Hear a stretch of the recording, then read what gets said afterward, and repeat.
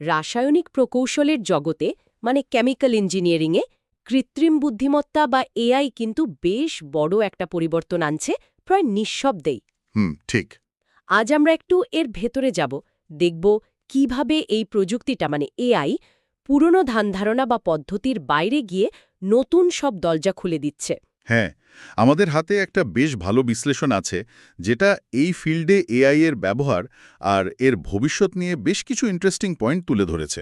আচ্ছা, তাহলে আজকের আলোচনার মূল ফোকাসটা কি থাকছে? দেখুন, আমাদের লক্ষ্য হলো এটা বোঝা যে এআই কিভাবে শুধু জটিল অঙ্ক কষা বা ল্যাবে ঘন্টার পর ঘন্টা পরীক্ষা করার নির্ভরতা কমাচ্ছে। মানে ট্রেডিশনাল মেথড থেকে বেরিয়ে আসা। একদম। বিশেষ করে এখন যে ইন্ডাস্ট্রি 4.0-র কথা বলা হচ্ছে, মানে যেখানে ডেটা, অটোমেশন সব একসাথে কাজ করছে, হ্যাঁ হ্যাঁ। সেখানে এআই কিভাবে প্রচুর ডেটা বিশ্লেষণ করে কেমিক্যাল প্রসেসগুলোকে আরও এফিশিয়েন্ট, আরও নিরাপদ আর ধরুন পরিবেশের জন্য ভালো করে তুলছে, সেটাই আমরা দেখব। তার মানে আসল খেলাটা ডেটা নিয়েই, তাই তো? ঠিক তাই। ডেটা নির্ভর ডিসিশন। আচ্ছা, তাহলে শুরুতেই আসি প্রসেস কন্ট্রোল বা অপটিমাইজেশনের কথায়। একটা কেমিক্যাল প্লান্টে তো সারাক্ষণ অজস্র ডেটা তৈরি হচ্ছে, টেম্পারেচার, প্রেশার, ফ্লো রেট। হ্যাঁ, অনেক ডেটা। এআই এগুলোকে ঠিক কিভাবে কাজে লাগায়? দেখুন, এই যে সেন্সরগুলো থেকে রিয়েল টাইমে ডেটা আসছে, এটাই হচ্ছে গিয়ে এআই এর মূল ইনপুট। মেশিন লার্নিং অ্যালগোরিদমগুলো এই ডেটা বিশ্লেষণ করে। শুধু বিশ্লেষণ নাকি আরও কিছু? না, শুধু বিশ্লেষণ না। এটা বর্তমান অবস্থা তো বোঝেই, তার সাথে ভবিষ্যতের সম্ভাব্য সমস্যাগুলো কিন্তু আগে থেকে আঁচ করতে পারে। ও আচ্ছা, মানে ধরুন কোনো সমস্যা হওয়ার আগেই সিগন্যাল পাওয়া যায়। একদম। ধরুন, একটা পাইপলাইনে হয়তো প্রেশার অল্প অল্প করে বাড়ছে, যা হয়তো ম্যানুয়ালি সহজে চোখে পড়বে না। এআই কিন্তু এই প্যাটার্নটা ধরে ফেলতে পারে আর অ্যালার্ট দিতে পারে যে এখানে হয়তো ব্লকেজ হচ্ছে বা হতে পারে। ওটাও খুব গুরুত্বপূর্ণ। মেশিন লার্নিং এখানে দারুণ ভূমিকা রাখে। ধরুন, একটা নির্দিষ্ট প্রোডাক্ট বানাতে হবে, তো কাঁচামাল, এনার্জি আর সময়, এই সব কিছুর সবচেয়ে ভালো কম্বিনেশন কোনটা, মানে কিভাবে চালালে সবচেয়ে কম খরচে, সবচেয়ে কম শক্তি ব্যবহার করে সবচেয়ে বেশি ভালো মানের প্রোডাক্ট পাওয়া যাবে। এটা তো বিশাল চ্যালেঞ্জিং ক্যালকুলেশন হওয়ার কথা। ঠিক। এআই কিন্তু এই জটিল সম্পর্কগুলো বিশ্লেষণ করে ওই সেরা পয়েন্টটা খুঁজে বের করতে পারে। অনেকটা গাড়ির মাইলেজ অপটিমাইজ করার মতো, কিন্তু স্কেলটা অনেক অনেক বড় আর জটিল। বুঝতে পারছি, এটা তো দারুণ কার্যকর। আচ্ছা, প্ল্যান চালানোর কথা তো হলো, কিন্তু যদি একেবারে নতুন কিছু তৈরি করতে হয়, যেমন ধরুন নতুন কোনো মেটেরিয়াল বা ক্যাটালিস্ট। হ্যাঁ, উপাদান বিজ্ঞান বা মেটেরিয়াল সায়েন্স। শুনেছি এটা নাকি ভীষণ সময় সাপেক্ষ একটা কাজ। হ্যাঁ, ঐতিহ্যবাহী পদ্ধতিতে নতুন একটা ক্যাটালিস্ট বা ধরুন পলিমার খুঁজে বের করতে মানে অনেক সময় লেগে যায়, বছর বছর কেটে যেতে পারে, হাজার হাজার কম্পাউন্ড টেস্ট করতে হয়। অনেক খরচও নিশ্চয়ই। অবশ্যই। এখানে এআই একটা বিপ্লব এনেছে। এআই যেটা করে সেটা হলো লক্ষ লক্ষ রাসায়নিক যৌগের ভার্চুয়াল স্ট্রাকচার ডেটাবেস থেকে বিশ্লেষণ করে। লক্ষ লক্ষ? কিভাবে? হ্যাঁ, কম্পিউটেশনালি। এটা বিশ্লেষণ করে ওই যৌগগুলোর সম্ভাব্য বৈশিষ্ট্য, যেমন ধরুন সেটা কতটা কার্যকর হবে, কতটা স্টেবল হবে, এই সব কিছুর পূর্বাভাস দিতে পারে। তার মানে গবেষকদের আর অন্ধকারে ঢিল ছুঁড়তে হচ্ছে না। অনেকটা তাই। তারা শুধু সেই যৌগগুলো নিয়ে ল্যাবে কাজ করতে পারছেন যেগুলোর সফল হওয়ার সম্ভাবনা এআই প্রেডিক্ট করছে, সবচেয়ে সম্ভাবনাময় অপশনগুলো। এতে তো আবিষ্কারের গতি অনেক বেড়ে যাওয়ার কথা। বহুগুণ বেড়ে যাচ্ছে। আগে যা হয়তো ভাবাই যেত না, যেমন একটা নির্দিষ্ট কাজের জন্য একদম কাস্টম ডিজাইন করা মেটেরিয়াল তৈরি করা, এআই সেটা সম্ভব করে তুলছে। এটা এমন সব প্যাটার্ন খুঁজে বের করে যা মানুষের চোখে হয়তো পড়তই না। আশ্চর্য। আচ্ছা, নতুন জিনিস তৈরি হলো, কিন্তু চালু প্ল্যান্টের সেফটি মানে যন্ত্রপাতির রক্ষণাবেক্ষণ, হঠাৎ একটা কিছু খারাপ হয়ে গেলে তো বিরাট ঝুঁকি। খুবই গুরুত্বপূর্ণ পয়েন্ট। এখানেও এআইয়ের দুটো বড় ভূমিকা আছে। প্রথমটা হলো ফল্ট ডিটেকশন।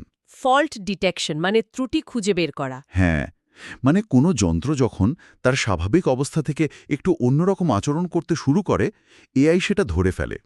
ধরুন, একটা পাম্পের ভাইব্রেশন সামান্য বেড়ে গেল, যেটা হয়তো মানুষের কানে বা চোখে ধরা পড়বে না। ঠিক, কিন্তু এআই ওই ডেটা প্যাটার্ন থেকে বিচ্যুতিটা শনাক্ত করে অ্যালার্ম দিতে পারে। আর দ্বিতীয়টা হলো প্রেডিক্টিভ মেইনটেনেন্স। মানে আগে থেকে বোঝা কখন খারাপ হতে পারে। একদম। পুরনো ডেটা বিশ্লেষণ করে এআই পূর্বাভাস দিতে পারে যে এই পার্টিকুলার যন্ত্রটা বা অংশটা আর কতদিন ঠিকঠাক চলবে বা কখন বিকল হওয়ার সম্ভাবনা আছে। তার মানে যন্ত্রটা পুরোপুরি খারাপ হওয়ার আগেই সেটাকে সারিয়ে নেওয়া বা বদলে ফেলা যায়। ঠিক তাই।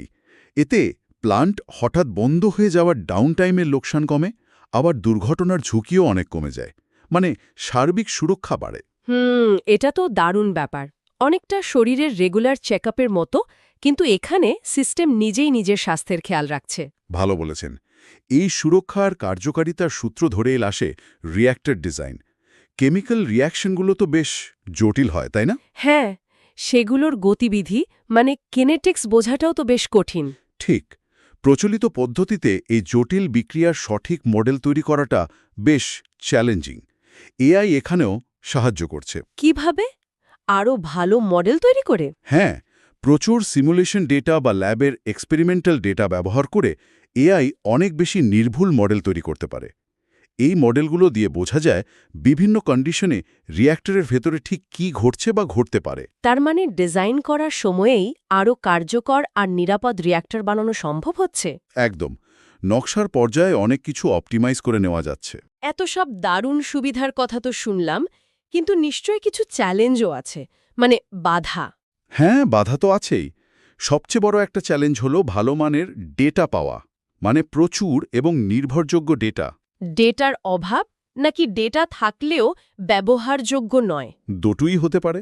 অনেক সময় ডেটা হয়তো আছে, কিন্তু সেটা ঠিক ফরম্যাটে নেই বা বিক্ষিপ্ত বা যথেষ্ট নয়। এই ডেটা ম্যানেজমেন্ট আর পরিকাঠামো তৈরি করাটাই একটা বড় কাজ এবং বিনিয়োগ। আচ্ছা, আর কিছু? আরেকটা বিষয় নিয়ে বেশ কথা হয়, সেটা হলো কিছু এআই মডেলের black box nature. Black box মানে কি এটা? মানে মডেলটা হয়তো দারুণ প্রেডিকশন দিচ্ছে, রেজাল্ট ভালো আসছে, কিন্তু ঠিক কিভাবে বা কোন যুক্তির ভিত্তিতে সে ওই সিদ্ধান্তে পৌঁছালো সেটা সবসময় পরিষ্কার বোঝা যায় না। ও আচ্ছা, এটা তো একটা সমস্যা। মানে ভরসা করাটা কঠিন হয়ে যায়, বিশেষ করে যদি খুব ক্রিটিক্যাল কোনো সিদ্ধান্ত নিতে হয়। ঠিক। তবে এই সমস্যাটা কাটানোর জন্য এক্সপ্লেনেবল এআই বা এক্সএআই নিয়ে অনেক কাজ হচ্ছে, যাতে মডেলের ভেতরে লজিকটা বোঝা যায়। বুঝলাম, কিন্তু এই চ্যালেঞ্জগুলো সত্ত্বেও ভবিষ্যতের ছবিটা তো বেশ উজ্জ্বল লাগছে, তাই না? যেমন ডিজিটাল টুইনের কথা খুব শোনা যাচ্ছে। হ্যাঁ, ডিজিটাল টুইন একটা দারুণ কনসেপ্ট। এটা ঠিক কি?